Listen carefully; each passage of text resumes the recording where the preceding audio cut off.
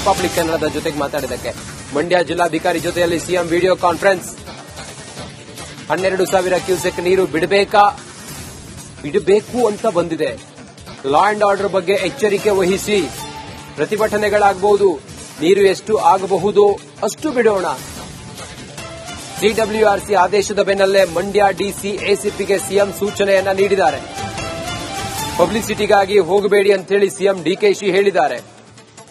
ಮಂಡ್ಯ ಜಿಲ್ಲಾಧಿಕಾರಿ ಜೊತೆಯಲ್ಲಿ CM video conference ಮಾಡಿ 12,000 ನೀಡಬೇಕು ಅಂತ ಈಗ ನಂಗೆ ಡೈರೆಕ್ಷನ್ಸ್ ಬಂದಿದೆ. ಈಗ 12,000 ಏನೋ ಬರಬೇಕು ಅಂತಿದೆ. ಇದನ್ನ government will take A decision. ನಮ್ಮ ಇರಿಗೇಷನ್ ಮಿನಿಸ್ಟರ್ ನಾವೆಲ್ಲ ಕೂತ್ಕೊಂಡು ಪರಿಸ್ಥಿತಿ ನೋಡ್ಬಿಟ್ಟು ಯಾವ ರೀತಿ ಮಾಡಬೇಕು ಅಂತ ಈಗ ಎಷ್ಟು ನೀರು ಹೋಗ್ತಾ ಇದೆ ಅಂತ ಗೊತ್ತಾಗಿದೆ. ಲಾ ಅಂಡ್ ಆರ್ಡರ್ ಬಹಳ ಹುಷಾರಾಗಿ ನೀವು ಎಸ್ಪಿ ಅವರಿಬ್ರು ಸೇರಿ ನಾಳೆ ಬೆಳಗ್ಗೆ ಸುಮ್ಮನೆ ಅನ್ನೆಸೆಸರಿ ಏನು ಕ್ರಿಯೇಷನ್ ಆಗಬಾರ್ದು. ನೀರು ಬರ್ತಾ ಇದೆ, ನೀರು ಬರೋದನ್ನ ನಾವು ಹಿಡಿದು ಇಟ್ಕೊಳಕ್ ಆಗಲ್ಲ. ಎಷ್ಟು ನೀರು ಕಬ್ಬನಿಂದ ಬಿಡಕ್ಕಾಗ್ತದೋ ಅದನ್ನ ಬಿಡೋಣ, ಮಿಕ್ಕಿದ್ದು ಮಾಡೋಣ. ಫಾರ್ಮರ್ಸ್ಗೆಲ್ಲ ಯಾವ ರೀತಿ ಎಜುಕೇಟ್ ಮಾಡಬೇಕು, ಅವ್ರಿಗೆಲ್ಲ ಏನ್ ರಕ್ಷಣೆ ಮಾಡಬೇಕು ನಾವು ಅಲ್ಲೇ ಮಾಡಿದೀವಿ. ನಾವು ಅದು ಬೇರೆ ವಿಚಾರ. ಸೊ ನೆಕ್ಸ್ಟ್ 3-4 ಡೇಸ್ ಅಲ್ಲೇ ಕೆಲವು ಮೀಟಿಂಗ್ ತೆಗೆದುಕೊಳ್ತೇವೆ.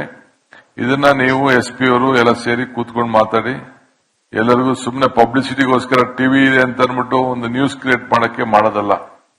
ಇದು ಬಹಳ ಜವಾಬ್ದಾರಿಯಾಗಿ you have to handle this situation. ಇದು ಎಲ್ಲೂ ಸಮಸ್ಯೆ ಆಗುದಿಲ್ಲ, ಇರೋದೇ ನಿಮ್ಮ ಮಂಡ್ಯದಲ್ಲಿ ಮಾತ್ರ. ಇದನ್ನು ಬಹಳ ಗಂಭೀರವಾಗಿ ನೀವು ಇದ್ರ ಬಗ್ಗೆ ಕಾರ್ಯಕ್ರಮ ರೂಪಿಸಿ, ಮಿಕ್ಕಿದೇನು ಪರಮೇಶ್ವರ್ ಏನಿದ್ದಾರೆ ಅವ್ರು ಏನ್ ಹೇಳಿದ್ದಾರೆ ಅದನ್ನೆಲ್ಲ ಸ್ವಲ್ಪ ನೀವು ಯಾವ್ದಾದ್ರು ವಿಚಾರದಲ್ಲಿ ಹೇಳಿದ್ದಾರೆ. ಕ್ಲಬ್ಸ್ ಇರ್ಬೋದು, ಬೇರೆ ಬೆಳೆದು ಆಮೇಲೆ ಬೇರೆ ಬೇರೆ ಏನ್ ಗೈಡ್ಲೈನ್ಸ್ ಕೊಟ್ಟಿದ್ದಾರೆ ಅದೆಲ್ಲ ಕೂಡ ನೀವು ಅದಕ್ಕೆಲ್ಲ ಮುಂದಕ್ಕೆ ಆಲೋಚನೆ ಮಾಡಿಕೊಂಡು ಅದಕ್ಕೆ ತೀರ್ಮಾನಗಳನ್ನ ನೀವು ಮಾಡಿ. Be cautious on this law and order issue. ಮಿಕ್ಕಿದೆಲ್ಲ ನಿಮ್ಗೆ ಅನುಭವ ಇದೆ, ನಿಮ್ಗೆಲ್ಲ ನಾನೇನು ಹೆಚ್ಚಿಗೆ ಹೇಳ್ಕೊಡ್ಬೇಕಾದಿಲ್ಲ. ಸೊ ಏನಿದ್ರು ಇಮಿಡಿಯೇಟ್ ಆಗಿ ನಿಮ್ಮ ಡಿಜಿಗೋ ನಿಮ್ಮ ಮೇಲ್ಗಡೆ ಇದಕ್ಕೆ ಏನ್ ಪರಿಸ್ಥಿತಿ ಏನಿದೆ ನನ್ನ ಆಫೀಸ್ಗೆ ನೀವು ತಿಳಿಸಿ ಅಷ್ಟೇ, ಲೋಕಲ್ ಇಶ್ಯೂಸ್ ಏನಿದೆ ಅಂತ. ಓಕೆ, ಕೂತ್ಕೊಳ್ಳಿ. ಎಸ್ಐಆರ್ ಬಗ್ಗೆ ಸ್ವಲ್ಪ ಗಮನದಲ್ಲಿರಲಿ. ಎಸ್ಐಆರ್ ಬಗ್ಗೆ ಎಷ್ಟು ಇದಾಗಿದೆ, ಭಾರತ್ ಜೋಡೋ ಬಗ್ಗೆ